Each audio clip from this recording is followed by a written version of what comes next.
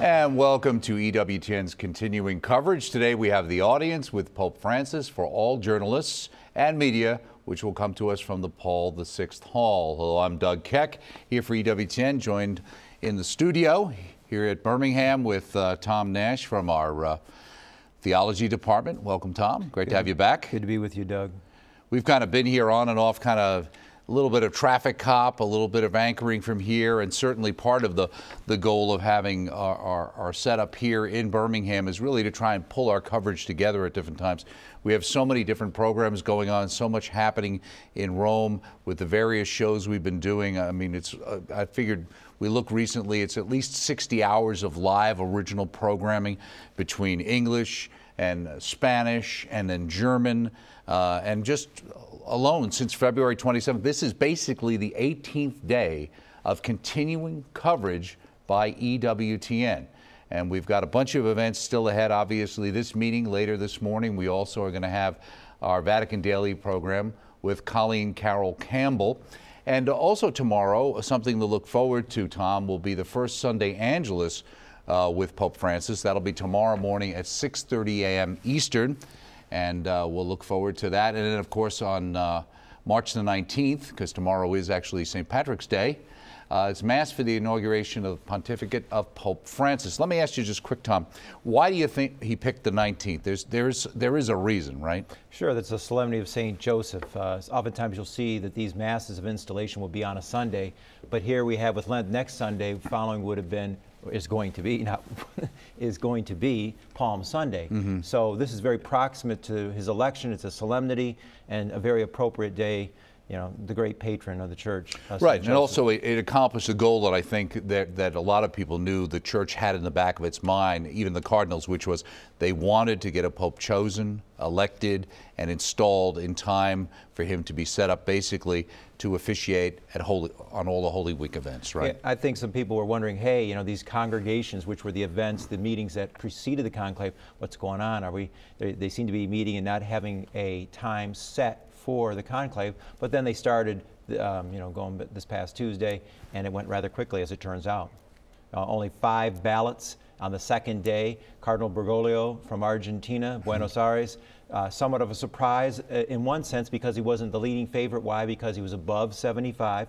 People were not expecting the cardinals to do that, to get a vibrant, so-called vibrant younger pope, because Cardinal Ratzinger resigned because of health concerns, not having the energy. And yet, Cardinal Bergoglio, who was a figure to be reckoned, so to speak, in the conclave which elected Pope Benedict, Cardinal Ratzinger, he comes up and they turn to him, and a man with a lot of experience and a great saintly man, a man who had connections in terms of, being educated in Germany, being from South America, speaking Spanish, but yet being of an Italian family, being a Jesuit, so he had a lot of international background. Do you think that played a part, those pieces all fitting together to give him a pan approach to things? Sure, it does. I mean, in terms of his experience, in terms of his interactions, he was well known to the other cardinals. His record and his person were well known, and that helps, especially also being a figure in the 2005 conclave. That is a person then, when you think of it cumulatively, is someone that they know his experience, and therefore they're comfortable in choosing him because of his experience, because of his holiness, because of his record. Right, and what we can see on the screen right now, we wanted to give you some images, some of our recent coverage. This was actually when the Holy Father met with the cardinals, and we're just seeing some footage there now. Cardinal Ganjwein is there. Oh, there the Pope almost trips. Thank God he doesn't as he as he meets with Cardinal Sodano, thanking him for his role as the Dean of the Cardinals. I mentioned Monsignor Ganjwein is on the left. Right, you promoted him there momentarily. I noticed that. And then I saw the Pope trip, and I thought we should go to the Pope. But anyway, obviously, who served Pope Benedict for so many years and continues to do so in his retirement, but as he says, my pontificate in a different sense continues even though he's retired. Right, and this happened in the Clementine Hall, as we can see. And what's always interesting, and you'll see it here, I'm assuming as well, as we saw before, actually in the first Mass that was done in the Sistine Chapel, there's Cardinal Bertone, is the idea that he will read and then go off script. And you can see he moves from, in effect, reading something to preaching directly from his heart. And I think that goes from being a priest and bishop and preacher for so many years. You might have a prepared text, but you have been speaking and living in this so many years that you're able to go off the cuff, so to speak, more to the point, speak extemporaneously because it's in your heart. You've spoken about it so many times, you've lived it, and so it's easy to do that. Right, and it's also interesting, too, because we have had clarification, and our teams in Rome have made it clear. When he first picked the name Francis, there was some question because of his Jesuit background. Was that Francis Xavier or St. Francis of Assisi? It's clear to us now. We know, even I know Cardinal George mentioned it as well on Raymond's show, that he specifically said it was for St. Francis of Assisi. And, you know, it's interesting with that, too, because sometimes the secular take on St. Francis is, as our commentators have said before, is kind of, you know, brother moon, sister, brother sun, sister moon kind of. Sure. And you even go back to that movie that was done where, you know, they kind of made St. Francis back in the 60s, 70s into like a hippie kind of a thing, you know, flower child who's just eco-minded. So in one way, he relates to everybody, but there's a much deeper part of St. Francis in there as a reformer. This is very true. He goes to rebuild the church. This is a man who had the good life and stepped away from it. So a good example to our youth today who had the life and was quote unquote a partier, but goes back and turns around and follows Christ, gives up everything to do so. But as you say, not just this eco-minded or I'm out there with nature, but a man who's very much connected with the Lord, a reformer, and in the process of doing that, standing up for the true gospel. Right. And as you can see, we're getting first videos now from the Paul VI Audience Hall. This is usually where when it's inside, where the audiences are held. And this is where he will have this meeting with journalists and media. And one of the things I wanted to mention to pick up on our fantastic coverage, the programs we've had, one of the things there we can see the Holy Father coming into the hall. And you mentioned about St. Francis. I mean, Francis was a person who looked toward the Pope, so always recognizing lawful, divinely founded authority, and to get permission for his he went there. Group. Yes. Right. And so, and of course, Pope Innocent III had that great dream of Francis rebuilding the church, you know, holding up the church. So there was a man who understood. He wasn't out on his own, like you mentioned, the hippie motif. Right. And as we can see, we want to join our commentary, our translation here as we get into this event. It gets to the Paul VI Audience Hall from Vatican City, EWTN's coverage. Pope's there. You got audio, video over there? Yeah. And again, we can see the images from the Paul VI Audience Hall. We're waiting for it to begin. È un onore per me presentarle questa mattina, unitamente a tutti coloro che operano nei media vaticani. Holy Father, it's an honor to present to you this morning L'Osservatore Romano, la Radio Vaticana, la Sala those Stampa, who work in the Vatican Pontificio Media, Consiglio per le Comunicazioni Vatican Sociali. Television Center, Presentarle i Observatorio Romano, giornalisti, Vatican Radio, i video operatori, the press office, i fotografi appartenenti a quei mezzi di Council comunicazione for di Social 81 Communications, paesi present to che you hanno the seguito eventi journalists, eccezionali camera che dalla operators, rinuncia di Papa Benedetto XVI alla elezione di vostra members of the media santità from 81 countries hanno visto negli who ultimi have tempi followed these la extraordinary Chiesa events. Cattolica protagonista in un certo Since the senso resignation of della Pope scena Benedict mondiale. XVI until the election of Your Holiness, Once again, the have media seen has the played a Catholic Church positive role, as helping the the wider protagonist public to be close on the to world the scene. events of these days. The world has watched with great interest, and hope. The freedom and the autonomy of those who work in the media, their professionalism, their human and intellectual passion, have served to tell the story and to explain the historical happenings through which we have lived. The diversity of the media professionals with their different approaches and priorities, coming as they do from different cultural contexts, adds to the richness of our understanding of the significance of this reality. Padre Santo, no sé si podemos comprender plenamente cómo son sus primeros días de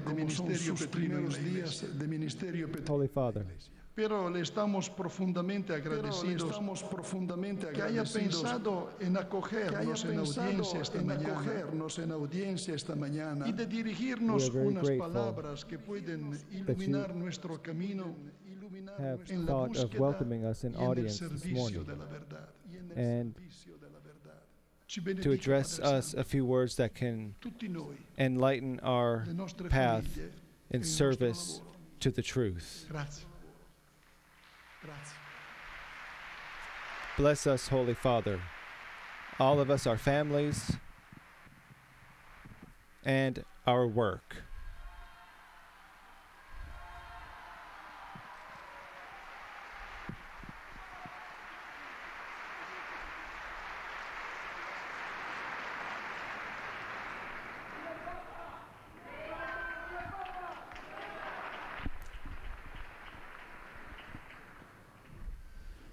Cari amici, sono lieto all'inizio del mio ministerio nella sede di incontrare voi, che avete lavorato qui a Roma in questo periodo così I'm intenso. very happy Iniziato at the con il beginning of my sorprendente annunzio ministry del mio meet venerato with you, predecessore Benedetto who have worked XVI in Rome l'11 during this febbraio intense scorso. time, Saluto cordialmente a surprised ciascuno by the di voi. announcement of the resignation of my predecessor, Benedict XVI, on Il ruolo last di mass February 11th. media è andato sempre crescendo in questi ultimi tempi, I greet each and every one tanto of you. che esso è diventato indispensabile per narrare al mondo gli eventi della storia contemporanea. Un ringraziamento The role speciale of the mass media rivolgo has quindi been a voi increasing in per il recent vostro times qualificato servizio dei giorni scorsi. to bring Avete lavorato, contemporary history to the people of our Avete time. lavorato. I thank you for your dedicated que- service in recent days. In questi giorni You have worked scorsi, hard, in cui gli occhi del mondo cattolico e non solo si sono rivolti alla città eterna, in particolare a questo in these last few che days, ha per baricentro la tomba di San Pietro. as the eyes of the Catholic In queste world settimane have been avete avuto modo di parlare della set Santa upon the Sede, Eternal City, della Chiesa, dei suoi riti e tradizioni, della which sua has at its fede center e in the particolare tomb of St. Peter, del ruolo del Papa e del suo ministero. a time in which we have been able to speak about the Catholic Church, her rights, Un ringraziamento particolarmente sentito her ministry, va a and the quanti role hanno saputo of the Pope osservare and his e ministry. presentare questi eventi della storia della Chiesa, tenendo conto I would della like to prospettiva thank più giusta all those who have observed and covered these historic events. Gli avvenimenti della storia chiedono quasi sempre una lettura complessa, che a volte è più anche comprendere la dimensione della fede. Gli eventi events of ecclesiali history non sono certamente più complicati must di always quelli politici o be read economici. Esse però hanno una through a complex caratteristica di lens. fondo particolare. Rispondono a una logica che non è principalmente quella delle categorie, per così dire, mondane, e proprio per questo non è facile interpretarli e comunicarli ad un pubblico vasto e variegato.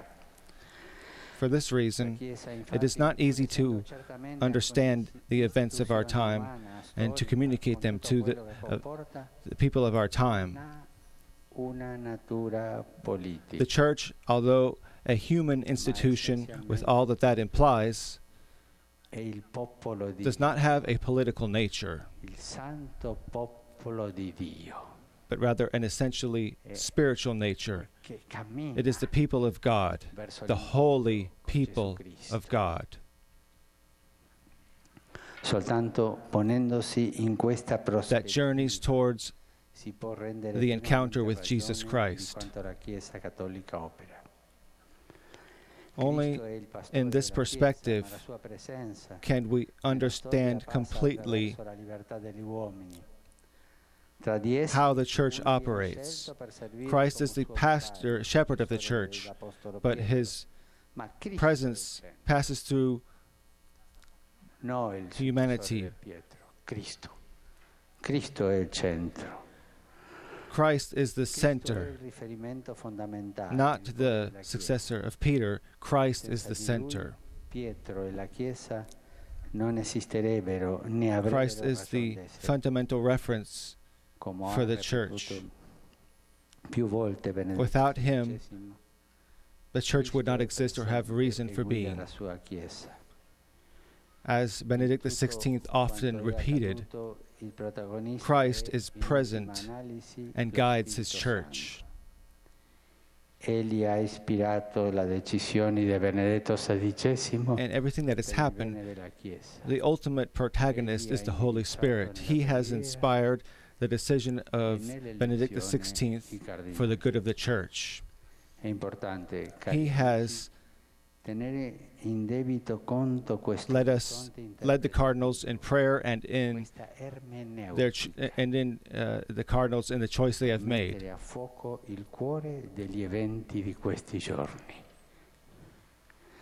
Da qui nasce anzitutto un rinnovato e sincero ringraziamento per le fatiche di questi giorni particolarmente impegnativi. This is the most important aspect that allows us to focus on what is most important. It is also an invitation for us to understand more deeply the true nature of the church, as well as her journey in this world, with her virtues and with her sins. To understand the spiritual motivation that guides her ensures that the church pays great attention to her work. You have had the ability to understand the demands of our time and to offer a view of this to the people of our time. Your work needs study, experience, as all other professions do. But it also demands attention and care for the truth, kindness, and beauty. And this makes us close to one another because the church exists precisely to communicate that. Truth, beauty, and kindness. Chiaramente che siamo chiamati tutti non a comunicare noi stessi, it should be clear ma questa triade esistenziale that we are all called not to communicate ourselves, but to communicate this trio, beauty, kindness, and truth, this existential trio. Chiamarsi Francesco. Alcuni pensavano Some did not know why the Bishop of Rome chose to call himself Francis. Some thought that it was for St. Francis Xavier. Nell'elezione io avevo accanto or a St. me Francis of Assisi. I'm going to tell you the story. il arcivescovo emerito During di the San election, Paolo I had e anche near prefetto me emerito della Congregazione per il Clero, il cardinale Claudio Umes, Archbishop Emeritus of Sao un Paulo grande amico, un grande and amico. prefect of the Congregation for the Clergy, Cardinal Claudio Humes, a great friend of mine. Diveniva un po' pericolosa, lui mi confortava, no? E quando I voti sono And when things became kind of dangerous for me, he consoled me. And when the votes consueto perché è stato eletto il Papa e lui mi ha reached abbracciato 2/3, mi baciò. The other cardinals applauded Mi ha detto, because the Pope had been non ti elected. dimentichi dei poveri. He hugged me Quella parola è entrata qui. I poveri, And- i poveri. said to me, "Do not be afraid of the poor." Poi And those words stayed in my mind. The poor, the subito poor. in relazione ai poveri ho pensato a Francesco de Assisi. Afterwards, Poi ho pensato alle guerre. I thought immediately Mentre of Saint lo Francis of scrutinio Assisi. proseguiva. I Fino thought a about war tutti i voti. as E the Francesco è scrutinies l'uomo della continued pace.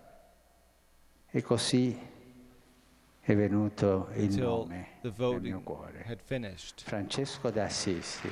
And Saint Francis is the man of per me. peace. And thus, L'uomo in my heart della povertà, came this name l'uomo della pace, in honor of Francis of l'uomo Assisi. che ama e custodisce il creato.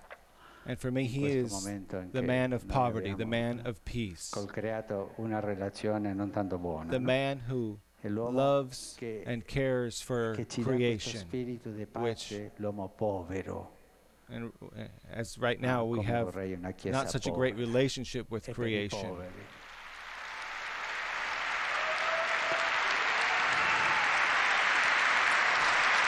Dopo And Saint Francis alcuni was a hanno man of the poor fatto who wanted a church diverse battute, for the no? poor. Ma tu dovresti già chiamarti Adriano, perché Adriano VI è stato il riformatore, Some bisogna People riformare. have been, E un altro mi ha detto no, some said, made jokes with me. You should il tuo nome dovrebbe take the essere name Adrian Clemente. because Ma perché? he was a reformer. Others said to me, XV, così ti vindichi contro Clemente your name should XIV be che ha soppresso Clement. la compagnia di Gesù. But why? Sono battute. Clement the 15th? And then you'll succeed or come after Clement the 14th. Vi ringrazio tutto quello che voi avete fatto. Because of his relationship with the penso- Jesuits. So I Al vostro lavoro appreciate everything vi that you all auguro have di done. lavorare con serenità e con frutto e di conoscere sempre meglio il Vangelo di Gesù Cristo, And so in your la work, realtà della Chiesa. I ask you to work with Vi affido serenity all'intercessione della Beata Vergine Maria, and to stella della come to a deeper knowledge of the evangelizzazione. gospel Vi and the auguro church. il meglio I a entrust voi you to the intercession e alle of vostre the Blessed famiglie. Virgin Mary, star of the new a ciascuno evangelization, delle and I vostre desire famiglie. E imparto di cuore a tutti voi only the best for you benedizione. and your families, grazie tante. for each one of your families. And I impart my blessing upon all of you. Muchas, thank you very much. Sì, sì, sì.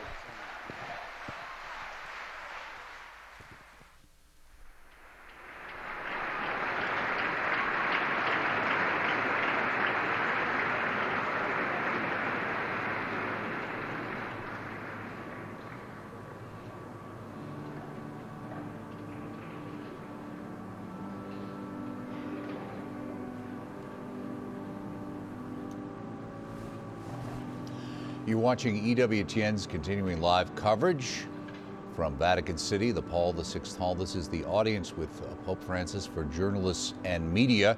I'm Doug Keck here in studio with Tom Nash. The reason we're anchoring this coverage rather than our crack teams in Rome is because this was an opportunity for them actually to attend this event, and this gives them a break. In fact, I'm pretty sure I saw Colleen Carroll Campbell and her family earlier in this one, Tom. And now the Holy Father's meeting various dignitaries and members of the media from the Vatican.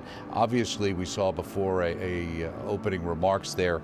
That was Archbishop Celli, who's in charge of the Pontifical Council, who has in fact been here at EWTN and has been in a lot of social communications, and he has been very supportive of the work of EWTN, if I can drop that in. And legitimately so.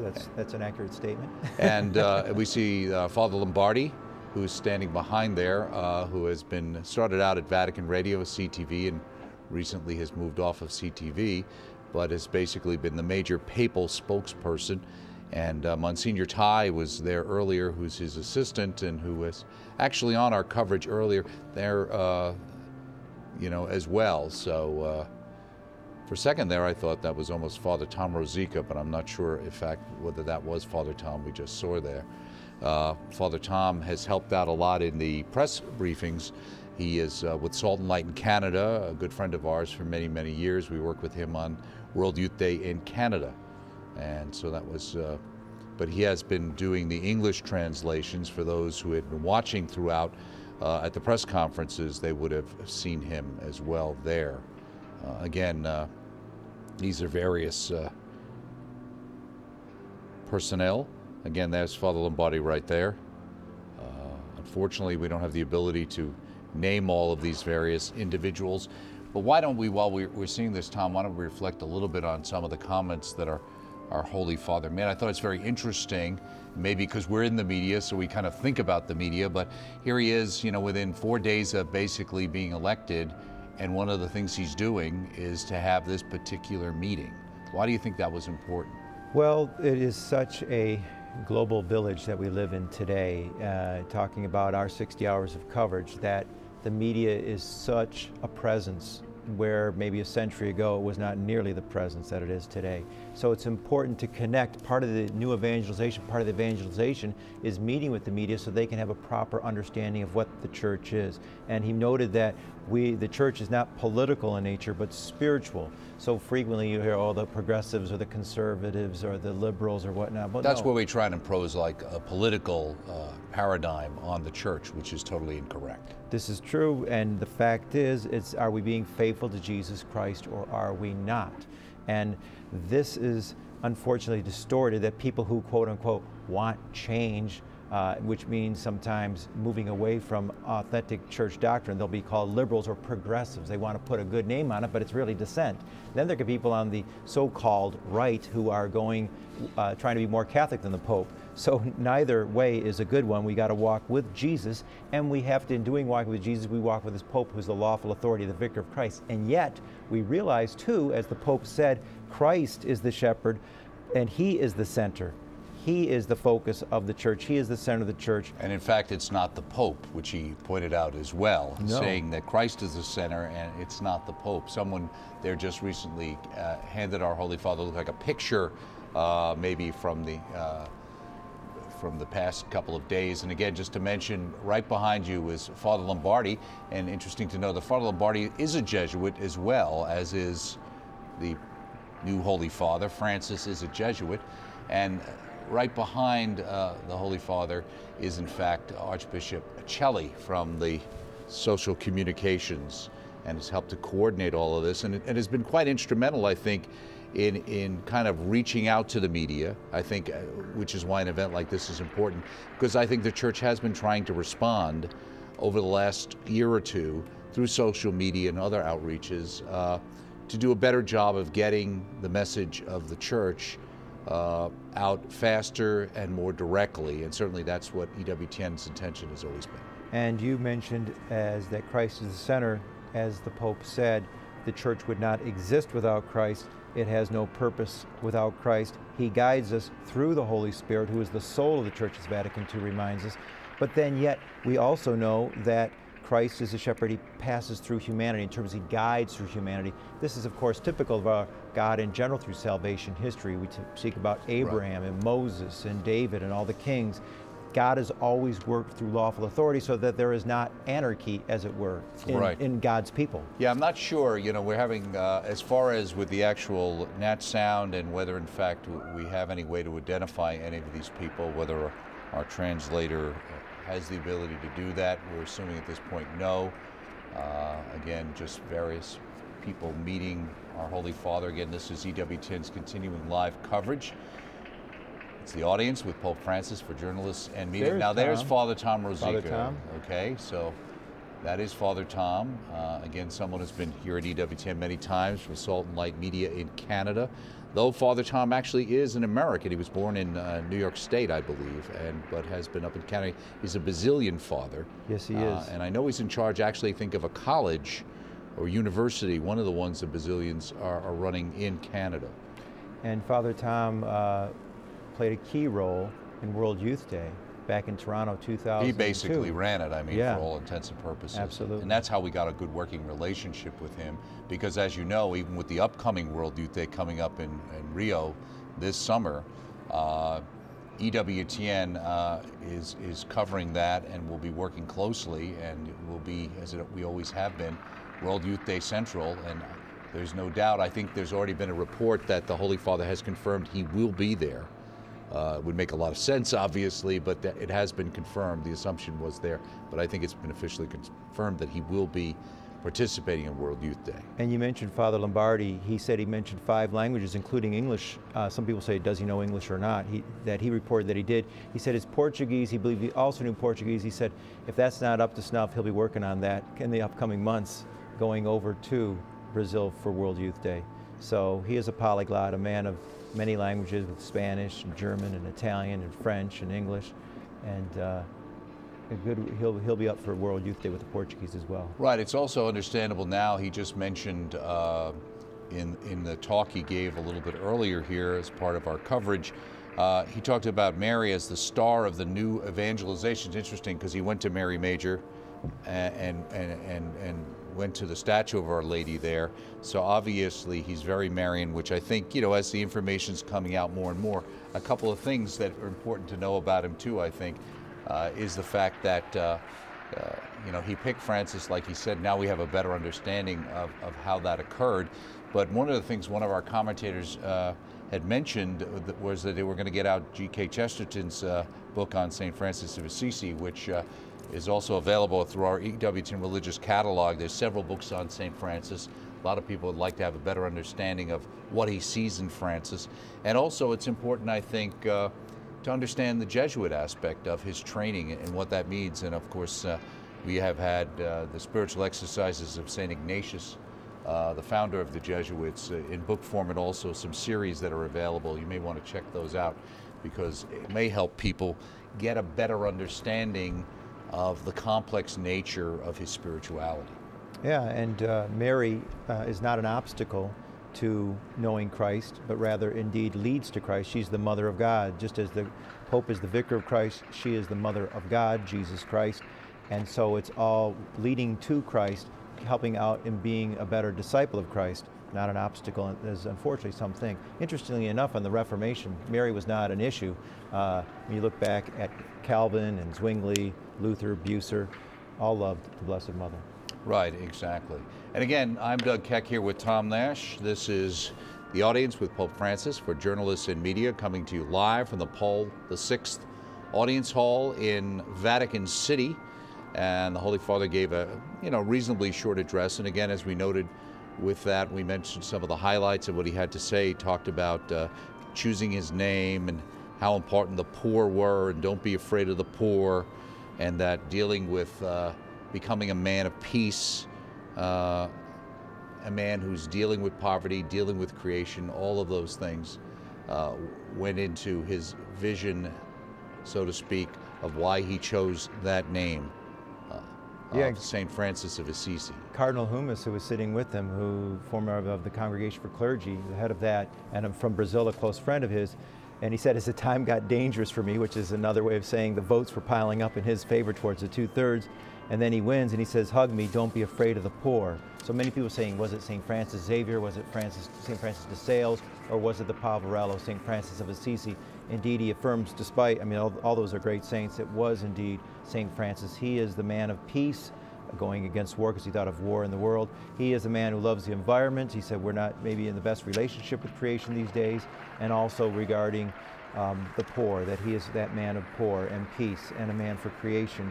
And he joked too, we saw the people, some of the priests laughing. He mentioned some people say, hey, why don't you pick Clement? You'd be Clement the 15th, because Clement the 14th, sometime back, centuries past, had suppressed the Jesuits, so they thought that would have been a nice touch of trying to reconcile the name of Clement. but obviously the Jesuits live on. Ignatius of Loyola, the great saint who founded them, and our own Father Mitch here at EWTN, the Jesuits have a great history. Right, exactly. Again, we're watching as various journalists and members of the media get to meet the Holy Father directly. Again, Tom and I are doing this because our crack A teams are actually attending this event. It was beautiful to see Colleen with her children and her husband and all the good work that she has done, to be able to take a break and enjoy this. Exactly, and that's why we are here. And again, unfortunately, I don't know how much you can actually hear of the conversations going on. As you can see, people seem to come forward with items and pictures and different things that either relate directly to the Holy Father, or maybe a lot of these people might have had previous experiences with him when he was obviously the Cardinal Archbishop, and want to come up and remind him, because again, one of the things that's always good to remember is you have someone who meets so many people, and you know, sometimes the expectation that he will instantaneously remember all of these people at once. And you see the joy on his face and his outgoing nature. It's a service dog, it looks like. Yeah, actually. it seems a person who is sight impaired. Right. That's beautiful to see the Pope interacting with him. And then the Pope, speaking of Francis and the poor, he's told people in Argentina, hey, don't spend the money to come over for my installation. Give the money to the poor. Give the money to the poor. So again, you see the consistency that he's known for that. Of course, he paid the bill the other day, making sure that, hey, just because I'm Pope doesn't mean that I'm not going to pay the bill. Okay, it looks like the people who have gotten to actually be able to greet him have finished, and the Pope has got some closing comments, and maybe even take some questions. Let's see. De corazón mi bendición. Como muchos de ustedes no pertenecen. I told you that I give you my blessing, my heartfelt blessing, as many of you do not belong to the Catholic Church. Others are not believers. I give my heartfelt blessing in silence to all of you, respecting the conscience of each one of you, but knowing that each one of you is a child of God. May God bless you.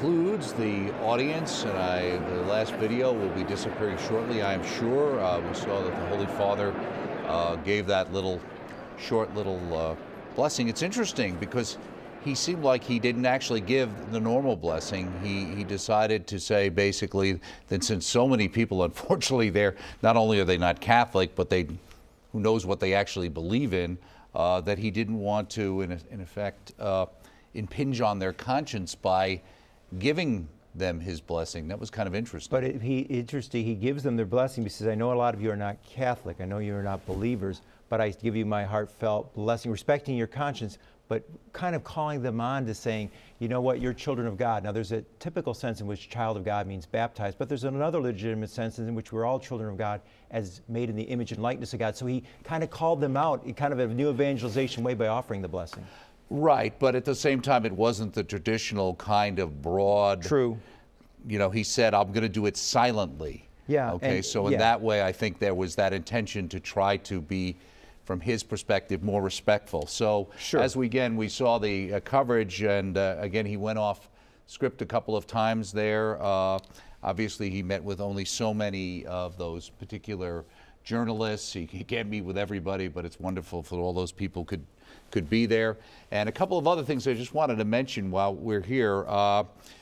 There's a couple of events I think we've become aware of that are coming up, that the Holy Father will be saying Mass at Santa Ana. That'll be tomorrow inside Vatican City, the parish church. That'll be there. And then next Saturday, it's our understanding, that'll be the 23rd. It looks like there's a word that he will journey to Castel Gandolfo to meet with His Holiness Pope Benedict Emeritus. So that will be happening next week. We have no idea if that particular, certainly the Santa Ana Mass, we are not going to be covering. We will be covering the Angelus, of course, and later this morning we'll have a Vatican Daily with Colleen, who we saw at the event itself. And also that it's unclear, I guess, what I wanted to say, that maybe it's possible something will be available for next Saturday, but we don't know. We'll have to stay tuned. All these things are happening. This is live television. These events are fluid. And there we can see some images from earlier today when, in this event, when he was speaking with the journalists at the Paul VI Hall. A couple other things before we head out and talk about some of the other things that are happening on EWTN. One thing I noted, Tom, is my understanding is that for the installation Mass coming up on Tuesday, the inauguration, that apparently the Patriarch of Constantinople will attend the Pope's inauguration. That's true. And this is the first time since, what, 1054? It's a wonderful thing to see that is happening. It was the Patriarch who spoke very well of Benedict XVI when he, on the occasion of his resignation, and now for him to come, boy, that's a great sign, because we're trying to have that reconciliation with East and West, and this is another step toward that, and that he would initiate that is a beautiful thing. And also as an invitation, as you mentioned, that was not the typical blessing, but it's a kind of a subtle, hey, I respect your thing, and reminding them out, and I think it's a beautiful way. Right. And I think what's also important is that his background having to do with dealing with the Eastern churches, as well as he's got a long history of that, as well as he's got a long history of having wonderful relationships with the Jewish community and everywhere he's been, and he's reached out there as well. A couple other things I wanted to mention to everybody as well is that, you know, sometimes people, and I was talking to somebody recently, they didn't really understand the whole idea of religious orders and how that works, because he's Francis, but he's a Jesuit, and what does that mean? And I just wanted to mention, we had a wonderful series that historian Father Charles Connor did for us on the major religious orders for men, which really is designed to talk about, and that's through our religious catalog, talk about all the different orders, understanding their founders, understanding their charism. It's a really wonderful way to see how broad and the church's understanding on the various aspects of spirituality. Sure, it's another evidence of the great diversity within the church, and yet all united in Christ under the authority of the Pope. Right, and there's also several books. You know, it doesn't take very long time for books to come out and be announced. I know Bob Moynihan has got a book coming out. I think Tonelli from Italy the Vatican, has Bob one Moynihan that's coming out. And then Dr. Matthew Bunson, who many of our people would know here on EWTN, is writing one on Pope Francis for our Sunday Visitor, and we will definitely be offering that book and probably several others in the days and weeks to come. So if you can go to our EWTN religious catalog and check that out on our website, you can look into those books. And again, coming up, speaking of books, let me just mention one other thing. The History of the Catholic Church from the Apostolic Age to the Third Millennium. That is by Dr. Jim Hitchcock, who was on with Colleen as part of her team. It's a wonderful new book on the history of the Catholic Church, and you'll look for him coming up soon in the next month or so, hopefully on EWTN Live. We're going to have that. And speaking of EWTN Live, this coming Wednesday, we're going to have a special show with the returning soldiers from Rome. Will be there, hopefully, with Father Mitch. We're hoping to bring people who were there on site to really give us another view of what it was like to be there. So let's see. We've got Vatican Daily coming up still ahead here at 9 a.m. encoring this morning. Actually this evening at 9:30 p.m. Eastern, and as I've said many times, the best way to do it, because we're giving you Eastern times, we know you're in different time zones, is go to our website and check out your local schedule.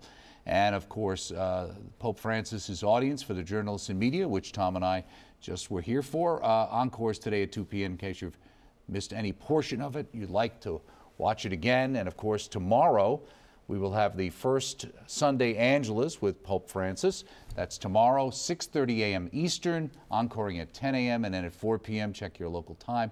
And then the big event will be Mass for the inauguration of the Pontificate of Pope Francis, Tuesday, 4 a.m. live. That's Eastern Time, encoring at 6 and midnight. A lot of opportunities for you to catch those events here on EWTN. Best thing, check out our website, EWTN.com, where all this information can be found. And again, we have been on site in Rome covering every day since February 27th, and we will be there through March 19th. And also, Tom and I have the great privilege of being able to be your anchors and hosting the Mass of Thanksgiving for the election of Pope Francis, Basilica of the National Shrine of the Immaculate Conception from Washington, D.C. We do a lot of Masses from there. This is a special one, Tuesday, March 19th, and that will be at 12 noon. So still a lot ahead here on EWTN. And don't forget, as I always like to tell everybody, keep us between your gas and electric bill. All of this takes your support. And because of you, we've been able to create things like apps for iPhones and iPads and Android devices. Those are available to download for free. You can watch us on EWTN.com, live streaming of all these events, all the coverage. And you can watch it on Roku, which is a great way to watch it if you don't have cable or satellite, but if you've got an internet connection. And if you're looking for highlights, you can always check out our YouTube channel. Follow us on Twitter at EWTN. And like us on Facebook. We're getting up there. The numbers are getting up. We're almost by 170,000. And what we're talking about now is Mother's Birthday's coming up in a little over 30 days. So we're going to challenge our audience, our supporters, to like us on Facebook. It'd be great if we could get up for Mother's 90th to get up to 200,000. Let's see if we can, because I know anybody watching here loves and likes. They don't just like Mother Angelica, they love her. So like us on Facebook. And more coverage, as always, at our paper, ncregister.com. Yes, it's a paper, comes out every 2 weeks, but the website is updated every day by the hour, and it's a great place to go and look. And one of the things I wanted to mention, because I think we've got a lot of very positive comments, Tom, about Father Landry, who was on with Raymond Arroyo and his papal panel and his conclave crew. And I want people to know that we worked with Father Landry before. He did a series for us. It just premiered. It's airing right now with Dr. Vincent Fortunace. And I thought it was interesting because our Holy Father talked to the cardinals, and you can comment on this, about, in a sense, courage, dear brothers. Probably half of us are in old age. It's the seat of wisdom. And he's talking about the wisdom of age. And here's a series called Remembering Jesus, which really deals with the elderly and how you deal with Alzheimer's and other related diseases that affect older people. And that's Father Landry. So if you liked him on our coverage, you'll love him on this program. Look for that on EWTN. For times and dates, you can go to our website, EWTN.com. Let me ask you, just before we go, Tom, why do you think you brought that thing up with the Cardinals about age? You know, we live in such a culture that's so youth-oriented. Yes, people getting Botox, people trying to be young in one way or another. And yet he points out that wisdom, like good wine, gets better with age, as he used that analogy. So too, if you've been following Christ, that you have good wisdom to impart from your experience, your knowledge of Christ, and therefore the youth have something to learn. In generations past, the elders were maybe more revered than in our current times, and this is a reminder that we have much to give to the youth precisely because we have walked with Christ so many years. We have the experience, we have the knowledge, and therefore let us impart that life-giving truth of Christ to the young people, because we're not just talking about youth living forever here on earth. No, we will not live forever here on earth. We'll live forever in heaven, and that's why we need to know Christ, so that we get set free both here on earth and in heaven. Right, and he also talked about earlier this week about never being discouraged, urging the Cardinals on to never be discouraged. And one of the things I wanted to mention too is with all of our coverage here in Rome and the events coming up, which we just talked about, don't forget, we're going to have complete coverage of Holy Week like we have every year through Easter, you know, the Way of the Cross. And also after that, remember that Divine Mercy Sunday is coming up, and you can look for those events as well here on EWTN. And one other comment I saw an article by a good friend of ours, Father C. John McCloskey. a good friend of ours, and he had an article on the Register called Orphans No More. And I thought, you know, that really hit it right on the head, because there was this sense in this interregnum period as if the father wasn't there. The family didn't feel quite the way it normally did. There was uneasiness. And now he's here, and it's amazing. In an instant, he's our Holy Father. We're reminded that Jesus Christ sustains the church even in an interregnum, but yet that by his divinely instituted structure that he has that earthly shepherd to guide us, and that is the Pope. And so, yes, in that sense, we are not orphaned anymore, and we're reminded of God's providence by seeing Pope Francis. He gives us that tangible experience of Christ in a way that we wouldn't have without the Holy Father living. And I liked how he said about being attentive to the truth and kindness and beauty of the church. He noted that there are virtues and sins in terms of the human members of the church, but he encouraged the media to note that there is the truth and the kindness and the beauty of the church, that we are not called to communicate ourselves, but to communicate that truth, beauty, and kindness, and for them to be mindful of that and to try to embrace it themselves. And in a sense, I guess what you were talking about earlier, kind of transcending Catholicism, even though it's core to Catholicism, but to a lot of people in the secular world, they would see that as something they could relate to without feeling like they're connecting directly to God or directly to a Catholic perspective. Yes, truth is proper, or is much in the church, but it goes beyond the church so they can draw people to the church. In their humanity, they can recognize that because they're made in the image and likeness of God, as he noted. One thing I wanted to bring up, because our Vice President of Theology wanted us to be able to make this point, and I don't want you to disobey your boss there, of course, and my friend. Colin Donovan. But Colin wanted to make sure that people understood, you know, there seemed to be some confusion about the fact that when Pope Francis asked the people to pray to God, for God to bless him, he did not ask the people to bless the Pope in some kind of quasi-liturgical act of blessing. I think some people thought he was asking the people to bless him, when that was not what he was doing. There was a mistranslation by some, and what we noted right thereafter on the coverage, I was noting that it was very liturgically precise. He was humble to ask for their prayers, to ask God to bless him, yet he didn't ask them to bless them. He asked them to pray to God to bless them. So proper order liturgically. Yeah, we just wanted to clarify that part. And also, I think it's important, too, there's been a lot of discussion. He's a Jesuit. He took Francis. Francis is a reformer, though it's interesting in that he didn't really talk and focus on that aspect. He talked about the poor and that aspect.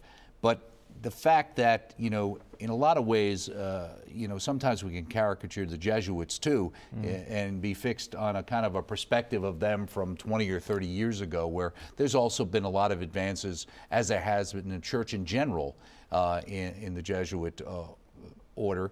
And of course, you know, Father Robert Spitzer, Father Fessio, Father Mitch, our own Father Mitch. Of course, I left him, you know, for last. Implicit. Right, and that's why also I just wanted to mention, look on our schedule. We're going to be running a lot of programs on St. Francis of Assisi to give people additional background, though, you know, St. Francis is pretty well known here. This is a Franciscan network. And also on St. Ignatius, St. Ignatius Loyola, and Ignatian spirituality. And a couple of things I would look forward to, you know, it sounds a little juvenile, but one of the images I had when I was thinking about Francis was that great CCC cartoon that we have on Francis, where the Pope wakes up and suddenly realizes who is that image who's holding up the church while it's crumbling, and it's it's Francis at the time, you know. Yeah, and right now, I mean, to make an analogy, hey, you know this person, you know that saint and all that, but we're in spring training in baseball in America. It's never, what do we do? You always go back to the fundamentals, and what do we do with, we can never be too old to learn again and learn more deeply the lives of the saints, so that we can come closer to Christ in the process, and to learn more about the church in general, the teachings, and to know Christ, develop a relationship. So we see that the saints, like Mary, the great saint, all lead us to Christ and a deeper understanding of walking with him in the faith. Very good. I think we can just about leave it there. Time for us to head out and tell you once again to look for Vatican Daily coming up later this morning with Colleen Carroll Campbell and her team, and she can really give you insights because she was there, as was, I'm assuming, their whole team, but we know for a fact she was there because we saw her on TV. Again, that's the EWTN Vatican Daily coming up at 9 a.m. Eastern, encoring tonight at 9:30 p.m. Eastern. And again, if you missed any portion of the audience. Look for it tonight, actually this afternoon at 2 p.m. Eastern Time. And I'm Doug Keck for Tom Nash. Thank you so much for joining us. Stay with us. We're going to be here through Tuesday.